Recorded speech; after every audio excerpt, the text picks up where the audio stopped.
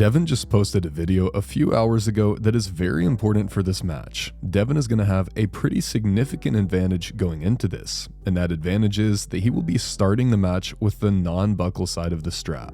Now this may not sound like a huge advantage all things considered, but I honestly think that this is a big deal. In this video, we're going to cover the multiple reasons that based on the match format, this could actually end up affecting the ultimate outcome of the match. Firstly, just looking at matches like Hermes versus Vitaly has started to give us more and more insight into how truly big of an advantage the non-buckle side is. Hermes was losing when he had the buckle, and Vitaly was losing when he had the buckle pretty consistently. If a match is close at all, the buckle really can make a massive difference. Okay, so the buckle side is a disadvantage, but does it really matter who starts with the buckle? After all, Levon is just going to get the non-buckle side right after DEVON does. But there are two reasons why getting the non-buckle side first is huge. Firstly, this match is going to be a best of 7 format, so this means that if the match does end up going the distance, DEVON will have the non-buckle side 4 times, and Levon will only have the non-buckle side 3 times. And I do think that this could potentially end up mattering. But the very most important aspect of this situation is the fact that DEVON is starting with the non-buckle side.